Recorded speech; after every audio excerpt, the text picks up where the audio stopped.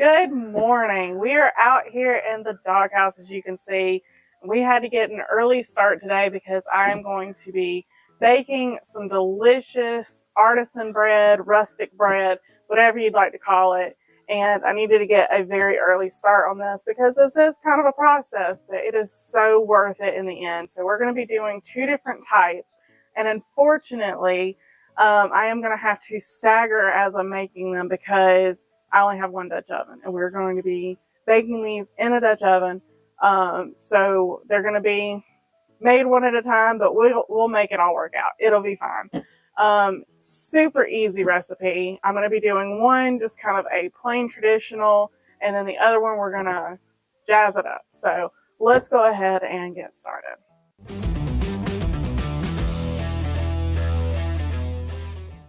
All right, so I've got two bowls here. I've got my white bowl and I've got my orange bowl, just to keep things straight in my head, even though visually I should be able to tell. We're going to be putting the plain one in the white bowl and we're going to be putting the flavored one in the orange bowl.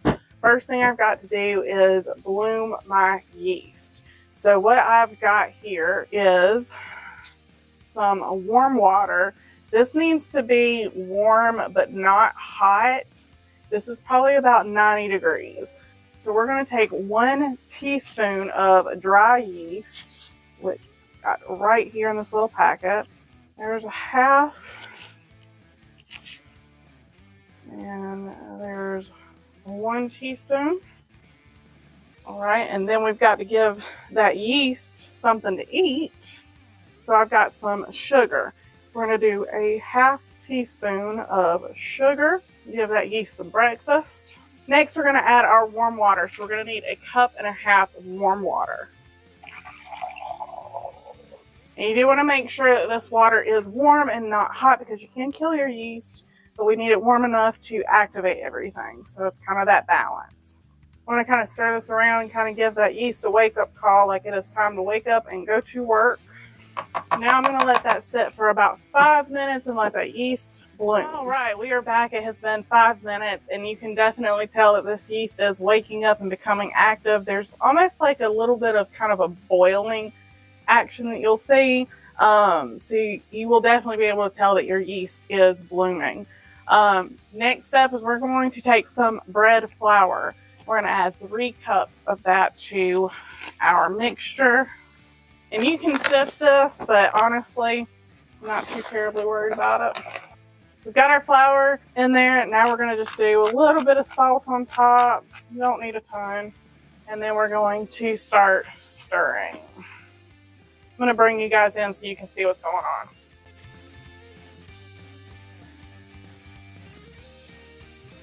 Now we're going to let this rise for the first time. What I'm going to do is I've got some of this butcher paper. And I'm going to set that right over the top. Then I'm going to take a cloth, just a towel, and place it right over the top. That butcher paper just gives me some barrier between the towel and the dough in case it does rise and make contact. And we are going to let this rise for 2 hours. And in the meantime, I'm going to set my timer for 1 hour, and then we'll get our next dough started.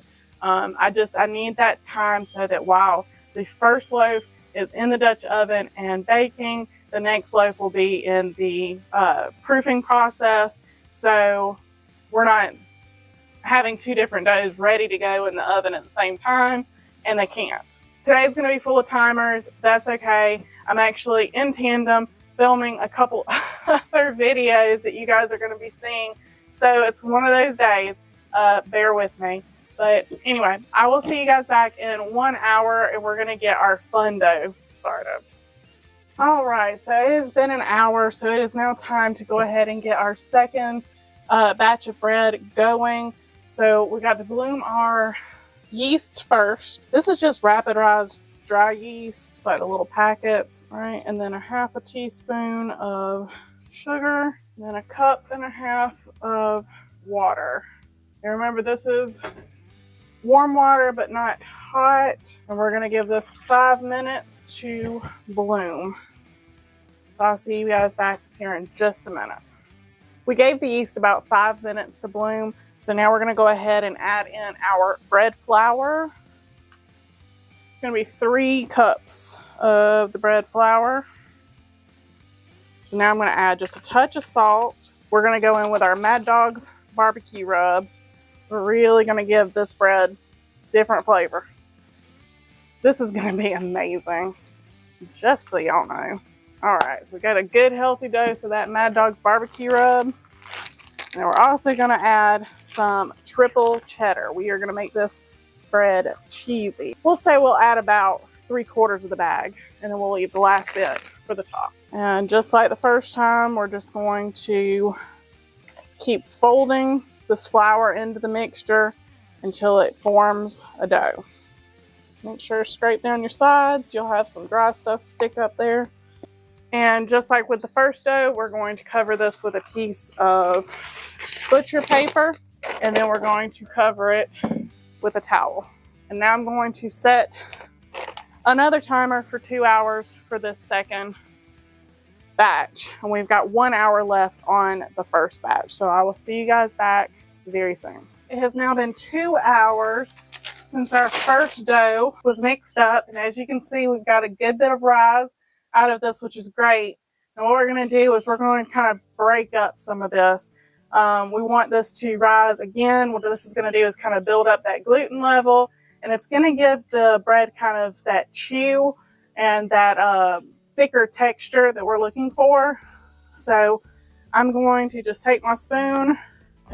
We're going to kind of pull it away from the wall a little bit and just kind of pop some of that, some of the bubbles that the yeast has created.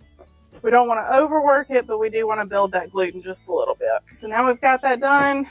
I'm going to cover this back up, and we're going to set a timer for 1 more hour. So about the time that this one is ready for the next step, this one will be ready for this step. So we're timing it out the best we can. I will see you guys back in 1 hour. We are back. It has been yet another hour, and now we have something that we have to do to each batch. So our first batch is actually ready for the next process where we're going to take it out of the bowl. But the second batch, we need to just go ahead and loosen up with our spoons. So we're going to do that first and get it out of the way. Oh, yeah. Let me bring y'all in, let y'all see. This is the one with the cheese in it and the Mad Dog's rub. Again, we're just going to loosen it up from the sides here. Going to kind of roll it up into a big dough ball in the center.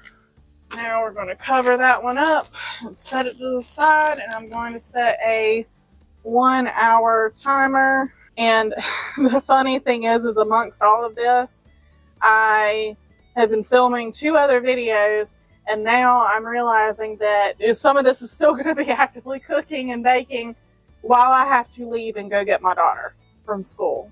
I didn't think that far ahead. Okay, getting distracted. Okay, 1 hour timer going for that second batch. Okay, let's get to our first batch. See, I'm getting myself all confused. You can see that has risen considerably since we last messed with it. So now, pull out my cutting board. This is going to give us a surface to turn our dough out onto. Woo. And if you can't tell, I've got the Traeger running. We are going to be smoking these or cooking these, baking these on the Traeger. So yeah, we're going to give that a second. Usually the Traeger, because it just got cut on. Typically with these, you'll get a good rolling smoke for a minute or two, and then it'll calm down. So I'm going to give it a minute to do its thing. Okay. Traeger's kind of calmed down now. You see, this kitchen is still very much a work in progress. We are taking it step by step, but we wanted to get in here and start using it as quickly as we could. So there's a lot of things that are left undone. One of them being that we are going to actually have the Traeger with an exhaust going outside of the kitchen. In the meantime, it's fine because, as you can see, it only lasts for a few minutes whenever it's first getting heated up.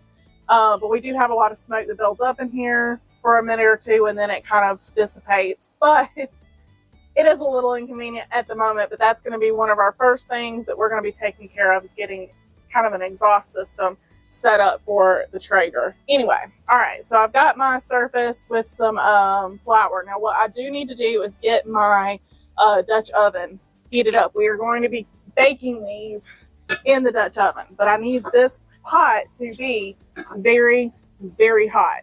So as the Traeger's heating up, we're going to go ahead and place this into the Traeger and let it be getting warm, and then we'll start working on our dough.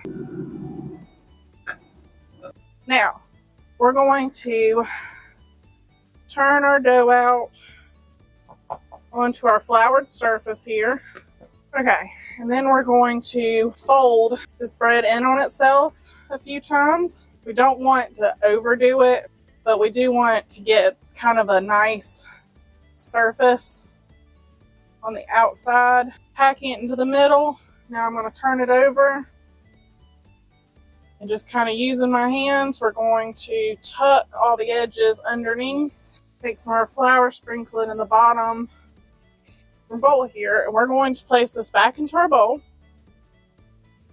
and we're going to cover it back up, and we're going to let that rest while the Traeger finishes heating up. Now I've got it running all the way on high. We're going 450 degrees. We want to go extremely high temperatures for the bread because that's what's going to give it that like really crispy outer crust, and it's going to seal in all that moisture. So that's why it's so imperative that both the Traeger or oven, you can do this in the oven, of course, but it's very important that it's at high heat and that your Dutch oven is also at very, very, very warm. This batch of dough is 1 hour behind. So we're going to let it continue rising. We're going to let it rest. And then I'm going to come back to you once the Traeger is heated. And we're going to go ahead and get this bread ready to start the baking process. So I'll see you guys back here in just a few minutes. All right, I think we're ready for our next step. So we're going to go ahead and get our Dutch oven out. I've got 2 pieces of that butcher paper that I'm just going to crisscross. We're just going to lay down the bottom there. And we're going to get our dough ball out. Plop it right down into the center. Just like that. Now we're going to put the lid on this and we're going to go into the Traeger for 30 minutes. All right, 30-minute timer set. So I will see you guys back here in just a few. All right, so the camera's battery died, so it is on charge for this next part.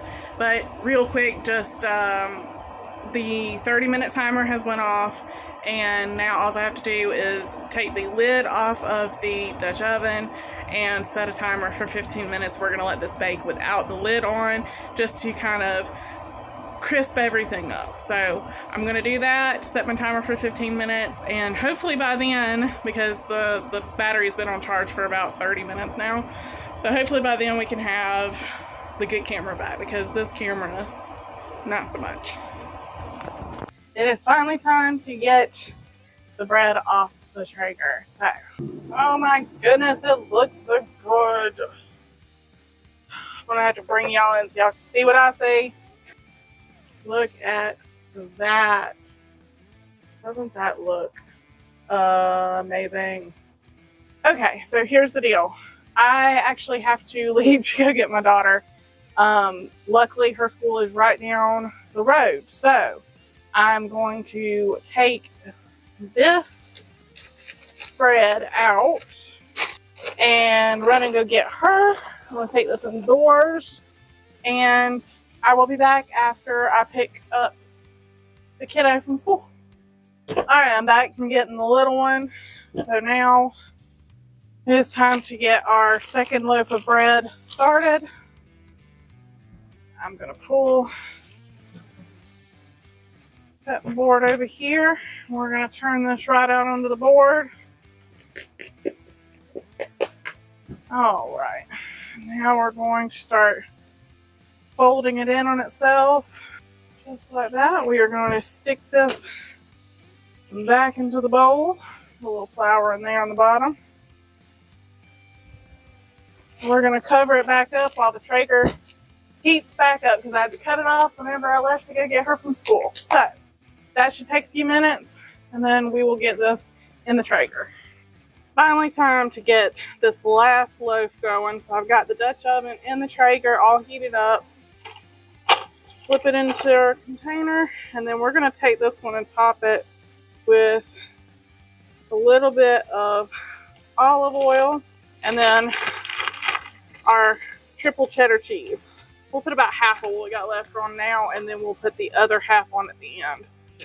Cover it up. Into the Traeger for 30 minutes. It has been 30 minutes, so now we're going to add the remainder of our cheese and take the lid off of the Dutch oven. So let's do that now. All right, so 15 more minutes and that loaf will be all ready to go. Oh my goodness. That looks amazing. I'll bring y'all in so you can see what's going on.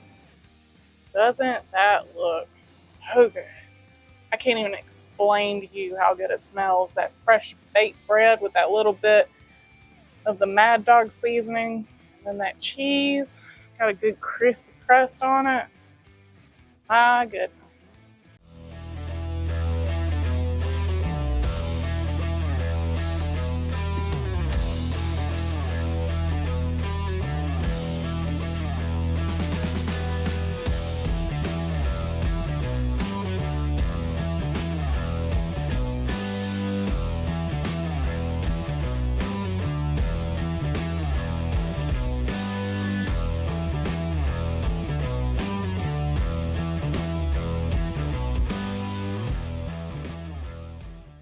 We gave the yeast mixture. Why can I not talk? We gave the yeast mixture.